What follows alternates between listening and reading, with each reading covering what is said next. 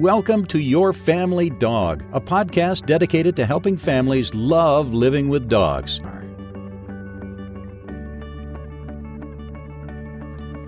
Hi, and welcome back to Your Family Dog. I'm Julie Fudge Smith, and I'm here today with Tina Spring. And surprise, surprise, we don't have a guest today. We don't have a veterinarian. We don't have yet another specialist. We just have the two of us.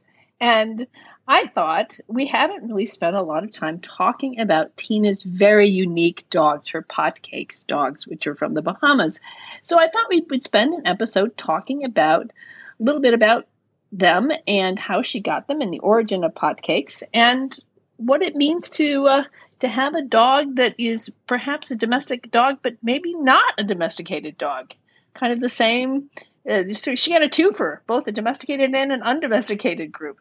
So Tina, would you tell us what in the world is a Potcake? Sure. So it's easiest to explain it through kind of the history of how these dogs came to be. So first, everybody always goes, Potcake, what are you talking about? So let me first say that. So the islands on which these dogs reside, kind of the island people traditionally just keep porridge cooking on a burner on the stove, and the family eats off of that porridge. And just like if you and I make a stew or chili or whatever, the stuff that gets cooked to the bottom of the pot is called a potcake. And these dogs did you love the cuckoo clock? So it's my grandfather's cuckoo clock, so it feels like love every time I hear it cuckoo.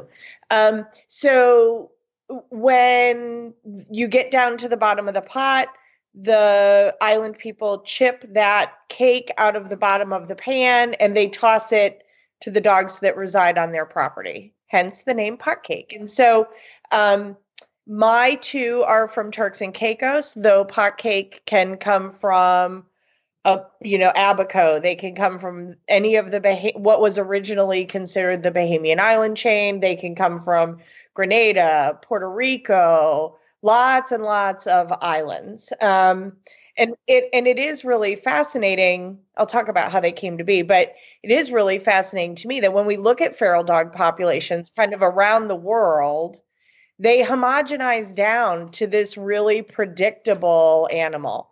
So when the dogs are kept in good weight, generally speaking, they're going to be somewhere between like 35 and 65 pounds, right? So big enough to take care of myself and to hunt, but not so big as to be difficult to maintain, right? So a good ideal size from a hunting and protecting myself perspective.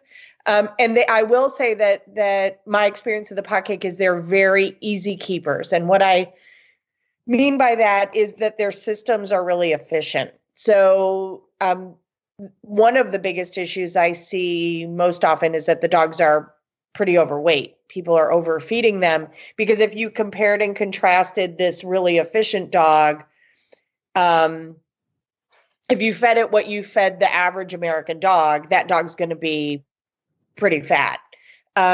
And all the problems that can come along with that. So loosely, the way that these dogs came into being was after the American Revolutionary War, right? We kicked Britain out.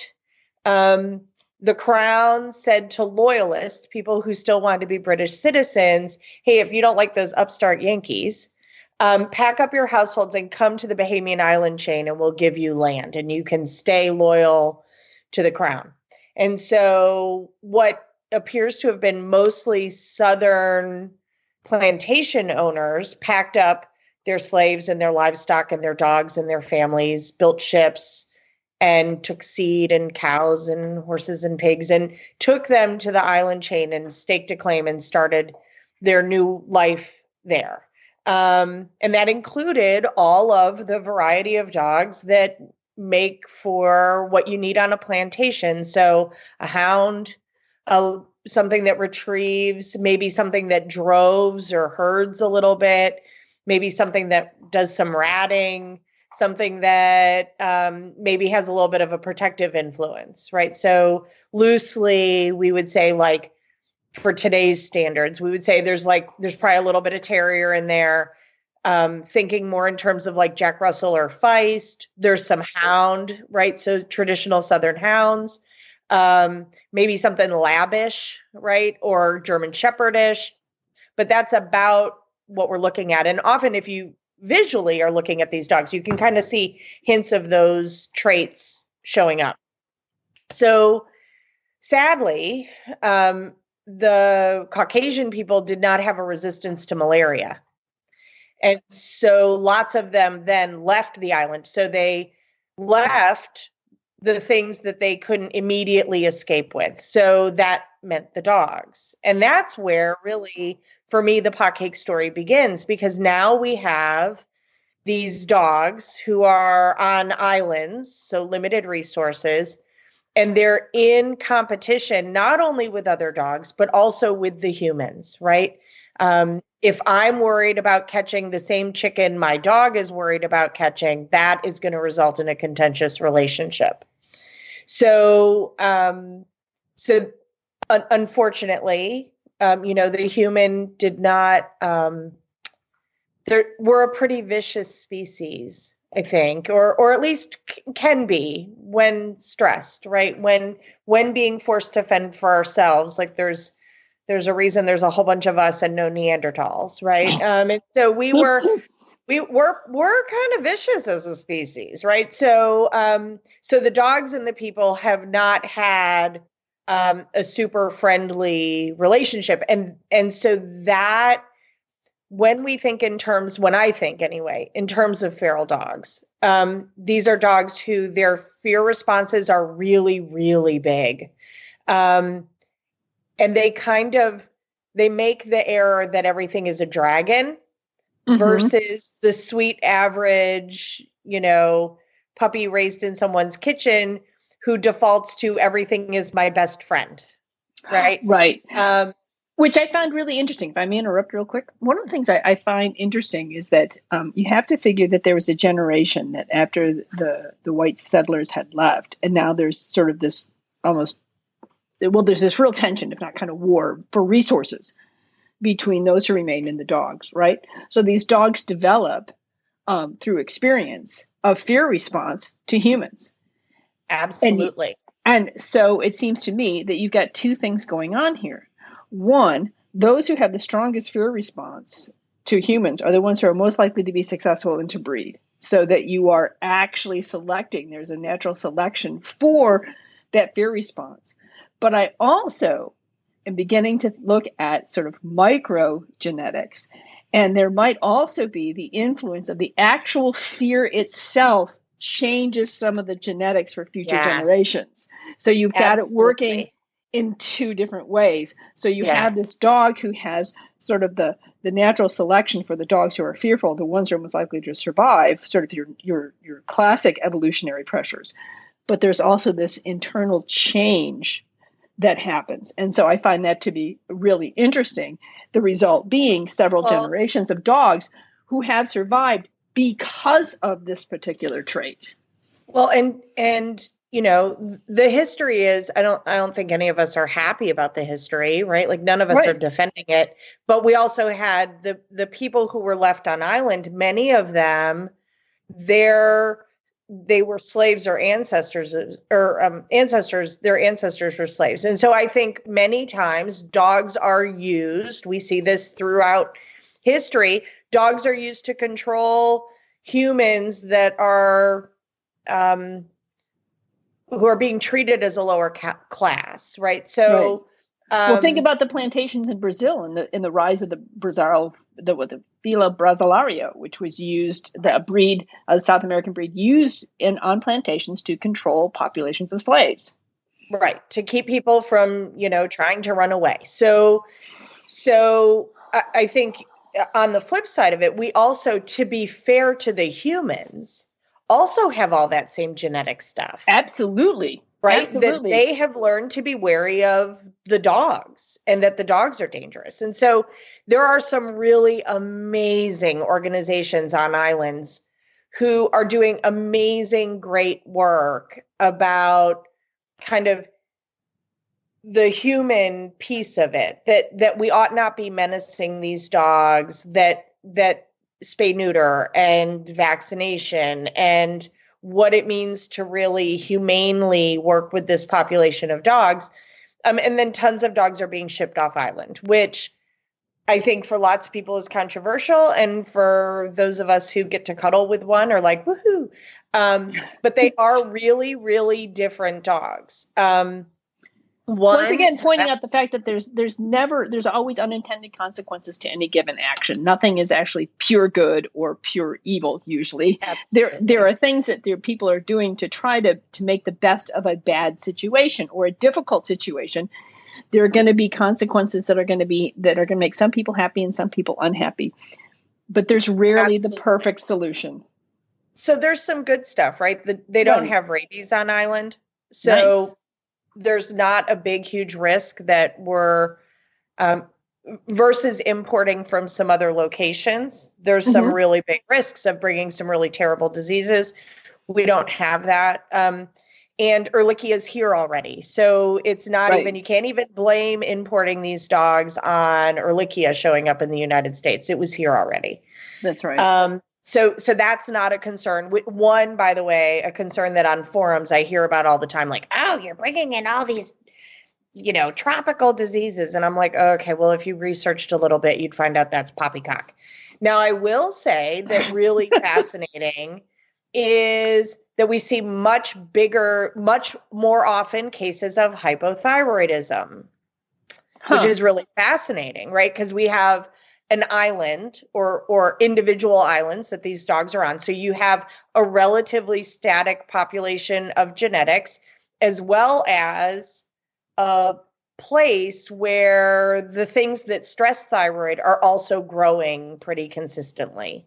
So we are seeing sometimes 6 and 8 month old potcake puppies that have severe thyroid issues. And all of the stuff that comes along with that. So not necessarily physical signs that there's a problem, right? We're not seeing a rat tail and a bald spot. And that's in, thinning hair over the kidneys. We're not necessarily seeing that. But what we are seeing is all of this like super big fear responses. So owning these dogs does require a certain amount of advocacy with one's veterinarian because they're not used to checking thyroid in an 8 or a 10-month-old puppy. And yet we kind of need to rule that out when it's a known health issue for this group of dogs that the average vet's never even heard of, Right. I mean, well, I was also going to say, do they have a problem with cortisol levels?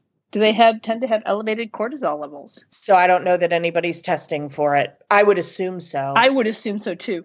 The other thing is I want to point out about domestic dogs. One of the reasons why domestic dogs have been so successful with humans and why they've been our longest term domesticated animal and been so important to humans across the globe is the fact is there's not a lot of zoonotic transfer, meaning that there's not a lot of diseases that transfer between dogs to humans. And yeah, there aren't a ton. It's not like bringing a guinea pig in. Right. Or they think about some of the things and so that there are other species that really tend to cause some serious problems or that like Ebola jump from monkeys to humans. Dogs have been really successful about not bringing a whole lot of deadly or difficult diseases to the human population. And I think that there are the ones we all know to worry about, but so yeah, like with these dogs, generally, I would say they're pretty healthy. We do see increased rates of cancer. We do see increased rates, like I said, of hypothyroidism. We do see ehrlichiosis, right? Which, thank goodness, for the most part, is pretty easily treated with doxycycline. Right. Very rarely do we see heartworm, which is really fascinating. But of course, then they come to the States, and if they're not on a preventative, they'll get it. Right. But you know what? Most dogs, in the United States, whether they come from the Bahamas or not, if you're not on a preventative, you're putting your dog at a huge risk for very, very deadly disease. And nasty, like difficult to treat, right? It is really difficult to treat. Okay, my question is if you have these dogs that have this high fear response, so therefore I would think that they have a fairly high internal stress because people are everywhere. And if I'm afraid of people, then I'm afraid a good deal of the time. or at least I'm on high alert, because like these things, these two-legged things are pretty unpredictable. And so what I'm wondering is if the increase in cancer and hyperthyroidism isn't partly due to the stress level that these dogs are under. I'm sure, right? And so one of the things that I'm often counseling families about, like loosely, right? And there are Potcake people who listen to the podcast. So hey, shout out to y'all, you rock. Like I know these dogs aren't easy, but they are oh so worth it. Is like with any other fearful dog, we start by making the dog feel safe. Right. And I think the human, our sweet arrogance, right, is we go, well, but the dog shouldn't be afraid of my husband, or the dog shouldn't be afraid of the trash can. And while I completely and totally understand where that's coming from, they are. Yes, that's it. And we can't be angry at them. I mean, we can, it just doesn't serve any useful purpose to be angry about what, like, it's like not all dogs that are afraid of men are abused by men. They're not. They're just not as familiar.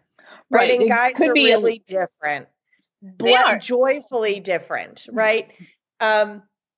So we start, I say this, oh my goodness, I probably say this 10 times a day. We start by making the dog's world small and safe, and then we try to make it bigger. And until you make any learner feel safe, whatever that means for them, you kind of can't do the other pieces, or you're very likely to get fear aggression. One of the things that's fascinating to me is the adult dogs that come off island. So pretty regularly, there's a dog who hangs around at a tourist location for a period of time, and that dog decides to hitch its wagon to some tourist. And the tourist will, either get that dog into rescue on island or move them or get them somewhere that they're safe, that they can be with a human who's safe. And those dogs, we do see big fear. We don't see the reactivity. And what I think that is that the dog has made the decision. The dog, not on a human level, but sat and thought to itself in some doggy way, my life is better in the company of those things that are so rude. Yes. Right. But they eat well. So when we're working with these dogs, I'm a lot of times saying to people, you are always going to be a dragon to your dog, like even to your own dog who you love and you buy bonies for and you love them. You're still a dragon. Your goal is to be their favorite dragon. And then to convince them that other really awesome dragons. So do I take my Potcake all the same places I take the pug? Absolutely not. Because the pug thinks that everyone is in the world to love him and tell him how cute he is and feed him cookies. My Potcake think humans are in the world to terrify them. Yes. And I will also say nothing loves you like a feral dog. Like these dogs need us, in my experience, much more like our children do. And they absolutely adore us. And so probably the most heartbreaking thing for me is when a family ends up with a dog who doesn't feel comfortable even in that family's household. That is very sad to me too. Yeah, no, it's heartbreaking for everybody. It's heartbreaking for everybody. It's heartbreaking for the dogs. It's heartbreaking for the dog trainer. It's heartbreaking for the family. Like nobody gets one of these dogs going, well, I'm going to make this dog's life harder. But I do think, they are absolutely not for everyone. And while I love and admire them, they're not easy. Right. Well, I can understand that, but why don't you get a little bit more specific? I think that one of the things is I think people are getting the drift of why they're not easy, because they have a different perspective on the world. But can you give us some examples about how they may differ than your average domesticated dog that you would get from the pound in the United States? So you may end up with a dog that you have to completely sedate to do veterinary care. Okay. You may end up with a dog who has a small circle of humans who it trusts, and it is profoundly uncomfortable with everyone else. And so now maybe going on a vacation is difficult. That's right, because who takes care of the dog? Unless you Right. take or it's also too, well, then we'll take the dog with us. That might Right. not be much of a solution either, because if the dog is that uncomfortable, taking him to a whole bunch of new places with new people that we don't know, and it smells funny and it looks funny and it sounds funny, and there's full of people that I'm pretty sure I don't like. How much fun is that? Right. Well, and some of them are very social. We have two. One is definitely far more social than the other. They're really different kiddos, but they're also really similar kiddos. And I have different routines by which to introduce new people to each of them.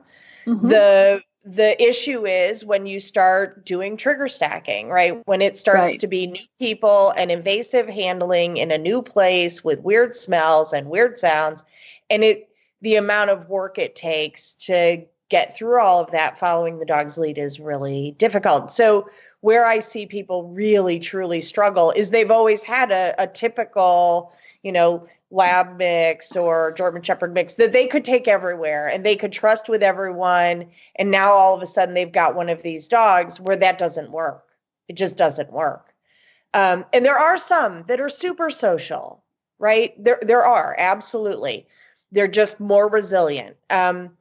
If there was one word I could burn down for these dogs, it would be socialization, right? Because far more often, these dogs are way more sensitive and less forgiving and less resilient than the average dog you're going to go grab at the shelter. And so beautifully kind, warm, well-intentioned people scare the living daylights out of these dogs. And these dogs remember because they are genetically predisposed to remember.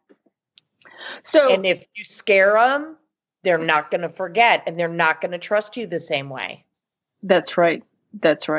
So kind of like we have a 1976 car, right? It has mechanical fuel injection. It doesn't have all of the driver aids that a 2019 or 2020 car has. It does not suffer fools well. So if you know what you're doing, the car is beautifully, awesomely responsive. If you're not paying attention, it's going to get you. Like you're going to scare yourself and you're going to get yourself into trouble. These dogs, like if you have a trainer who kind of loosely understands positive reinforcement, but isn't so great at reading signaling, they'll ruin your dog. And God forbid you get in the hands of someone who punishes fear. Right? Someone who doesn't understand that almost all fear response or aggressive response is fear-based. Right. And that when you punish fear, you make it worse. So you get dogs that in the wrong hands become spectacularly unpredictable. Right. So I guess my next question would be, is most of the dogs that the people would get Potcakes, are they adult dogs or are they puppies? And what are some of the special challenges for puppies if you were to happen to get a puppy Potcake?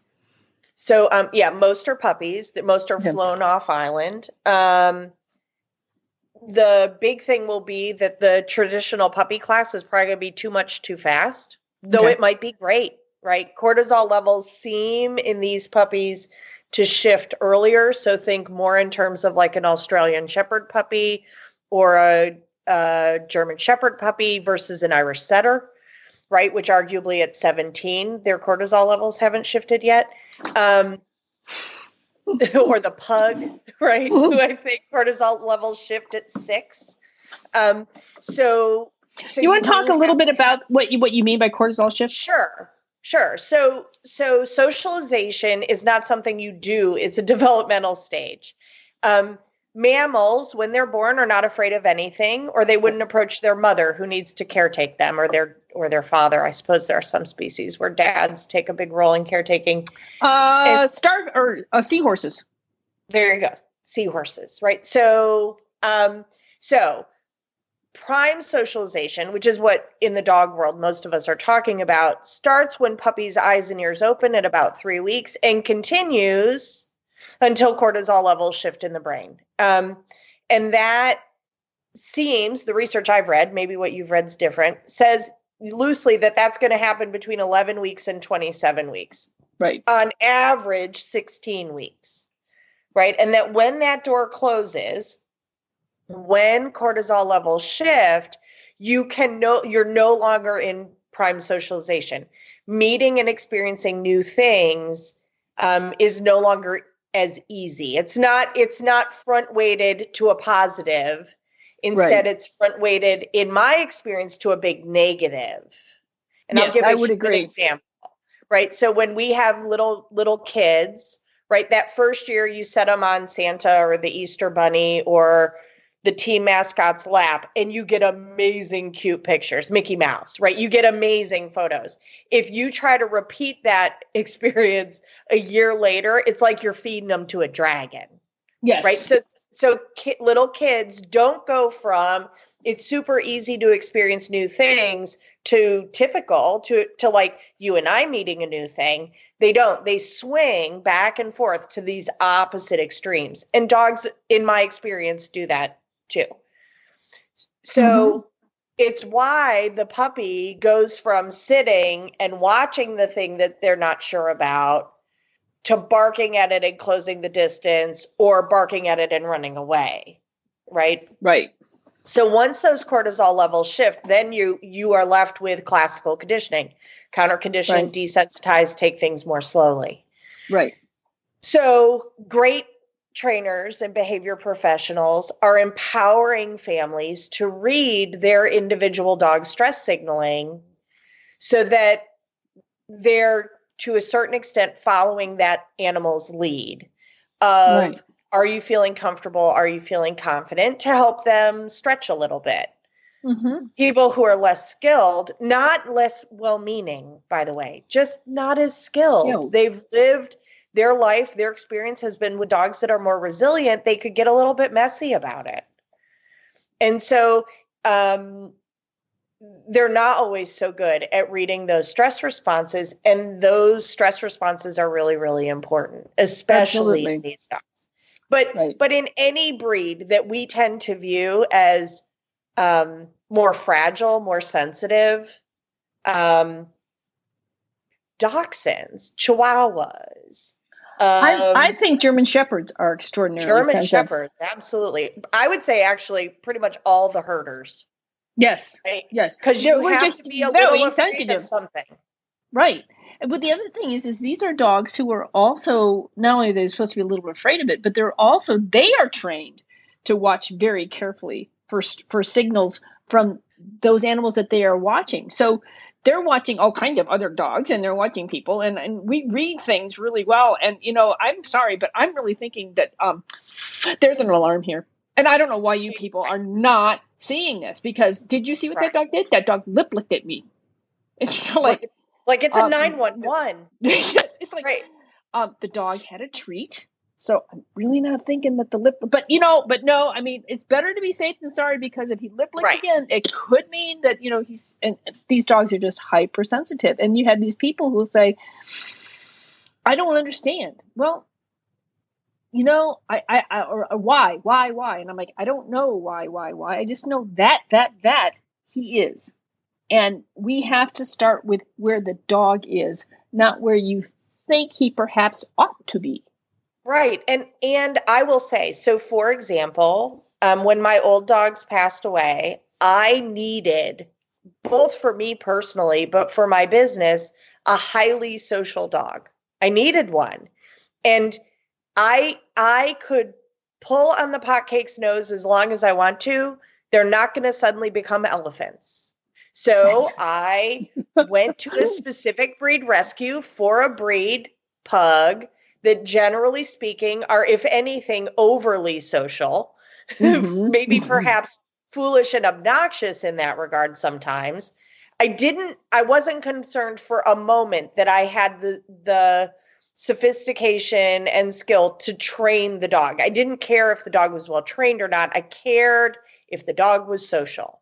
And so I pulled a social dog so that if we're on a walk and I have a Potcake and Christopher has the pug and the little girls next door come out who are dog crazy, Christopher can take big long strides and deposit the pug into the children, and I can sneak away with the Potcake so that we joke, it's not serious, it's a joke, but he's the sacrificial pug. He takes all the pressure socially off of the Potcake. They don't have to like everybody.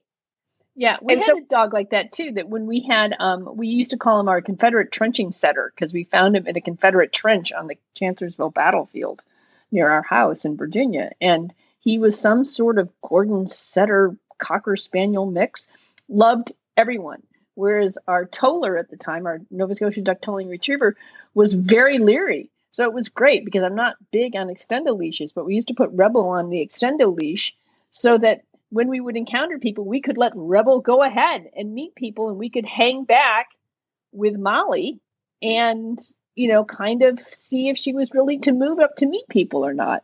So I get that. There's something really nice about having an overly social dog that takes the pressure off the not as social dog. And we had that same experience with my flat coat Bingley and then our burner Buckley.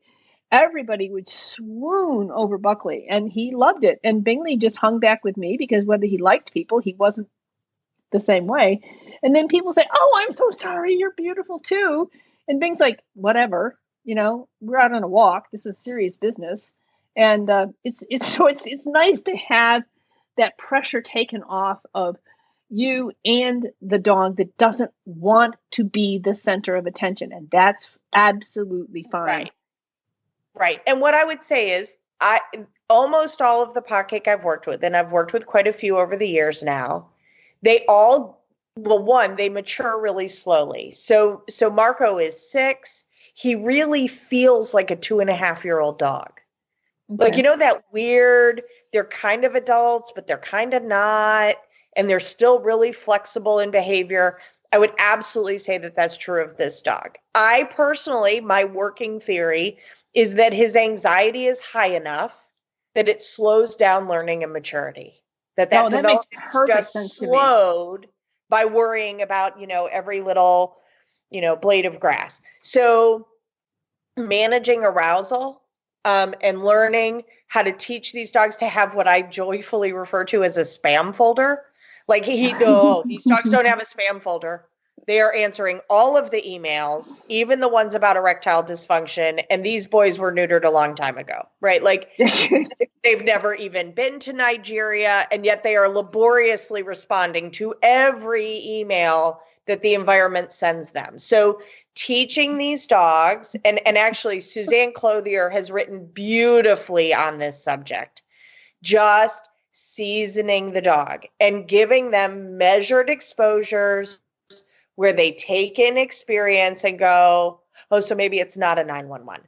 And I will say about the pug, like, it's really funny. He doesn't really worry about anything. So sometimes it's really funny in the household. Something will happen and the two Potcake turn and look at each other. And of course, what are they doing? Each one's going, "We're gonna die," right? Like they're both flipping out. And the pug's going, "Wait, what? Are there cookies?" Right? Once they look at the pug's not worried. And they go, "Oh, maybe we're being a little bit foolish." So I will say that pairing a confident, stable dog with a dog that's worried, especially a feral dog, if you can find that right match, blesses the dogs. Because honestly, for a feral dog, the pug is actually more has more gravitas. He actually convinces them way better than I do. Like, I don't have the same credibility another dog does to the Potcake. Right. Well, it's kind of like the Potcake is their emotional support animal. Right. And that brings me to another statement, and and somebody's going to get mad, and I love you all enough to say I'm going to stand by this statement. You cannot take a crazy, sensitive, stressed out animal and make it a dang emotional support animal. I agree. Like you just can't. It's unfair and it's unkind and it's going to end badly. So maybe you have that 1 in a million Potcake who's like bomb proof and social and happy. And I think that's awesome. Like bully you. I think that's great. But generally speaking, no, you can't take a feral dog who's struggling on their own to manage a, normal human environment and try to make them support you or a family member in your own need. Like it doesn't I agree. work very well. It doesn't work very well. The other thing is you can't take just any dog and turn them either, if not into an emotional support animal, you also can't take any dog and decide you are going to be a therapy dog or you are going to be a service dog. Because I think there are certain requirements on those animals that are very special, and that you can't just say, I'm going to get myself a lab from the pound and train it to be a therapy dog or train it to be my service dog. Doesn't work that way. And no, I don't think people realize that 97% of the purpose-bred dogs for those jobs fail. Yes, absolutely. If you look at Canine for the Blind, they're the ones who probably set the best standard for that. That they have 93% fail rate, and they have dogs. I remember there was a friend of mine got one of the dogs. It turned out to be a fabulous dog, fabulous family dog. Right. It was dismissed because it did what? One time, it stiffened over a food bowl. One time, that was it. That was enough to disqualify it. Right. I mean, they get disqualified over all sorts of things. I guess I usually interrelate it to like being a brain surgeon, right? Being a brain surgeon, do you have to be brilliantly smart? Yes. But do you have to have great vision, like actual physical, like acuity to your vision? Yes. But you also have to have an amazing amount of dexterity. You also have to have an amazing amount of ability to stand and work in really specific positions for a very long time. Like that endurance is really important. So just because someone flunks out of being a brain surgeon, there could be all sorts of reasons why. That's right. The stress of carrying that job. So, when people email me or call me and say, oh, we want to turn our dog into a service dog, or we want to turn our dog into an emotional support animal, or we want to make our dog a therapy dog. I often find myself maybe cringing a little bit. And then, starting to work through, well, if we ask the dog, is that a career the dog's been laying on the dog bed, chewing a water buffalo horn, mulling over? My Jack Russell, who passed away last year at 17 and a half, like my staff referred to him as sweetness and light.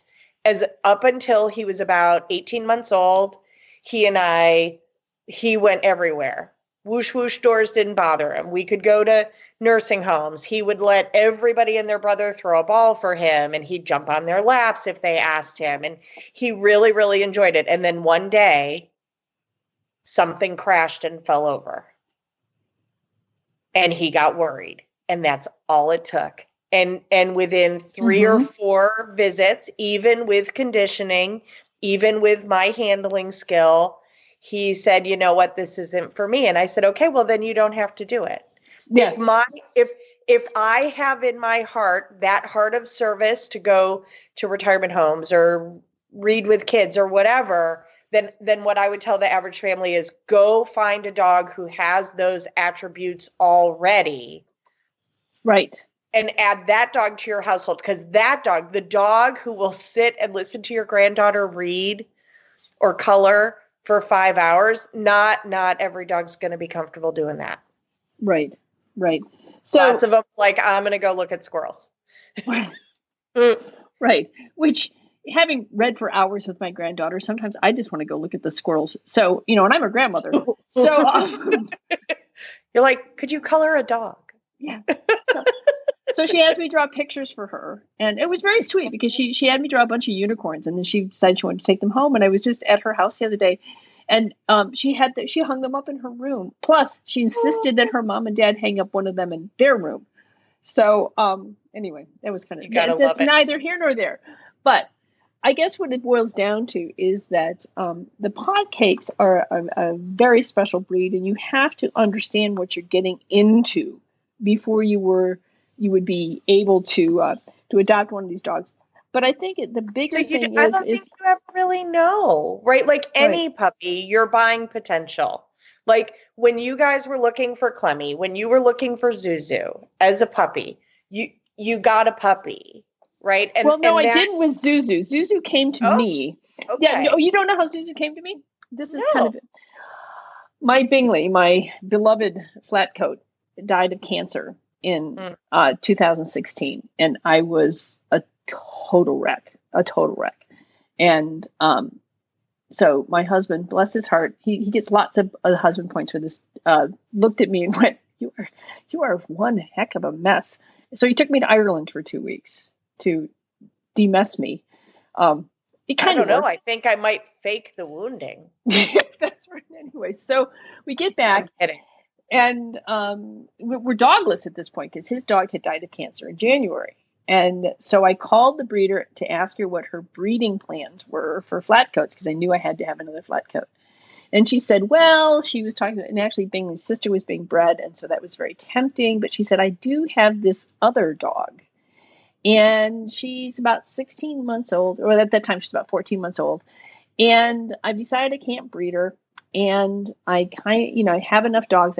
I feel like she could really, I don't have enough time for her, that I feel like she would do much better in a house with a trainer, with somebody who could give her more the focused attention that she needs, because she's a little bit like squirrel. What? Huh? Little bing, she's over here, and bing, she's over there, and she's special. So she said, and there's only one person, maybe, there are only two people, you or my pet sitter, but really, you're the only person I'd consider giving her to. So I was very flattered. I think it was a threat, though. I'm not sure. But anyway. You might have been being punished. That's right. So I said, but she wasn't sure if we were going to let her go. And I said, Judy, whatever you do, make sure that this is what you want to do, that you are ready to part with her. Because I'm not going to say yes and take your dog and then have you go, oh my God, that was a big mistake. So she thought about it and she thought no. And so that was also the fall that my granddaughter, the one who I do the unicorns for, she was born. So I went up and helped my daughter and son-in-law for several weeks. And then the day after Thanksgiving, I went and I got Zuzu, and she was 16 months old. And this is one of the first dogs, one of the dogs we've gotten in a long time and there he is. There he is. You're so handsome. That we didn't get as a puppy. But nonetheless, Zuzu came with some special needs. She's a little bit nervous, and she came to a house with there were 4 adults and 4 kids from a house that had 2 adults and 9 dogs and no other children. So it was a really difficult transition in some ways for Zuzu. But no, she didn't come as a puppy, and she came with some special needs. But it's funny because she's a natural mother. She's been a great mother to both. She was a great mother to Bear, and she was a great mother to Zuzu, or to Clemmy. Sometimes she says, Clemmy, you need to sit down, and I'm going to hold you here, and I need to lick your face because you need to be good cleaning. You do, because you kind of smell. So it's kind of in some ways too bad she couldn't be a mother. But you spend any amount of time with Zuzu, and you're like, yeah, good you didn't breed her. It's hard to put your finger on it, but there's just like, yeah, got it. You're so sweet and you're so special, and it's so good that there's just one of you, sweetheart. And I remember when we went to Westminster last year, and I went to watch the judging of the flat coats because Judy had a couple dogs in the ring, and I'm watching these gorgeous dogs, and they're the best of the best. I mean, they're at Westminster. They got to be good dogs, right? So I'm watching them go work around the ring, and my first thought was, Zuzu, you're so smart. You chose the right career as house dog here, sweetheart. Because it's just everything that you should be.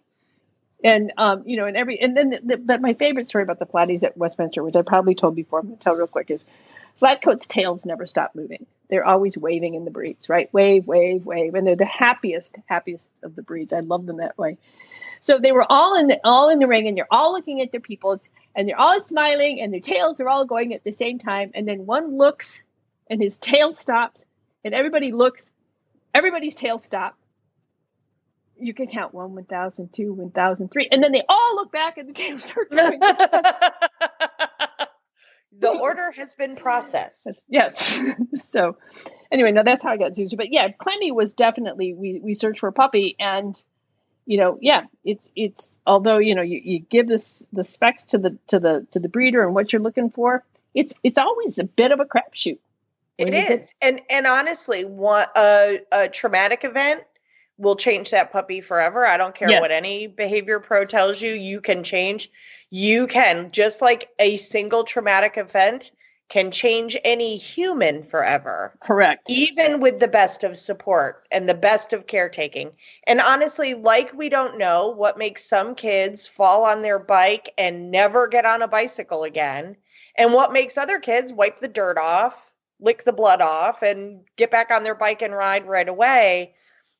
Some of that stuff, you just can't predict. Right. We did a wonderful podcast with Patricia McConnell on trauma, and we'll link to that to this one, talking about those very things that a lot of it just depends on where you're. Like, I was working out with my trainer this morning, and you would have thought I had never lifted a weight in my life. Everything seemed like 13 times heavier than what it had normally been when we first started. And I'm like, what is going on with me? I don't understand why everything is so hard today. And she said, there are just so many factors.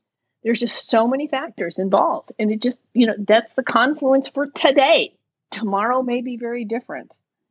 And I think that's the way it is with trauma, is that sometimes it can hit at times when you are emotionally or, physically, mentally, you're ready for that challenge, where there are other times, your hormones may be way off base, or you're particularly fatigued, or you just had a traumatic experience just prior to that, or a very sad emotional experience, so that when that new trauma hits, your body is completely, and your mind is completely unprepared for it and cannot process it. Well, and I do think being a foster parent for a short period of time, being an adoptive parent of a child that was in social services, I think it did give me a really there was a helpful perspective of understanding, like, for these dogs, for Marco and for Jack, the act of being rescued was traumatic.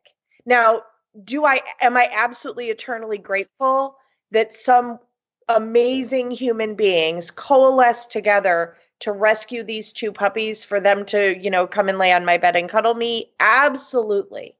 But I think we sometimes miss that is a trauma for them, because if their mother, if their grandmother, if their great-great-grandmother, if their grandfather, if their whole life experience has been people are scary, right? Being captured and the care that goes into it. They need to be flea dipped. They need to be dipped for ticks. They need to be vaccinated. They need to be handled. They need to be cleaned up. All of that stuff is probably pretty darn overwhelming. Right. And makes a big impression. So, for example, lots of potcakes are very difficult to give a bath. Like, very difficult. They're like, no, we're not doing that. Marco tries to climb the formica. He's like, it's right. And so, like, I spent 8 months conditioning, like, no, chicken happens in the bathroom, right? Like, I've done tons of work on it, and it's really just only so good. So dogs are not like people. Dogs are not infinitely adjustable. And so what I would say is, if you are considering a feral dog, if what I am about to say doesn't work for you, don't do it. Understand that those dogs are born feral and they will die feral. And no amount of having them in your house changes that feralness. There will absolutely be things that you will not be able to do with that dog. Absolutely. I'll guarantee it to you. They will also, if you will throw caution to the wind, they will teach you about love and trust and how to care for another living thing in a completely different way. They will give far more than they take from you, but they are special. And if I have lived my life, the pug, right? It's for me. It's like, does he get loved and lots of cookies and giggled at and cuddled and all the good things? Yes. But his position in this house is to serve a really specific need that's kind of selfish, if I was to be completely honest, right? I don't get to do that to the two Potcake. I get to spend my life in their company. Right. Versus they are my dog. They are my dogs, but they don't actually need me. Got it. And so I have to be more careful. I have to be more mindful. And it has made me a better human being. It has definitely made me a better dog trainer. It's made me way more empathetic. Yeah. Yeah, I get that. Because I can't just railroad through stuff. Wow. Well, that was very interesting, Tina. Thank you so much for sharing about your Potcakes. I really learned a lot today, and we kind of meandered down to a few rabbit holes. We did end up coming back to the Potcake, so that's good. So thank you very much for sharing all that. That's great information. We will have some. I'd love a picture for one of your puppies. So we'll have photos. We'll have that as our episode picture. We'll do a link for on trauma with Patricia McConnell, and any other information on Potcakes. We will have links for that as well. So thanks, and we'll see you all next time on Your Family Dog. Thanks for listening to Your Family Dog. Got questions? Interesting ideas? Visit www.yourfamilydogpodcast.com to share your thoughts.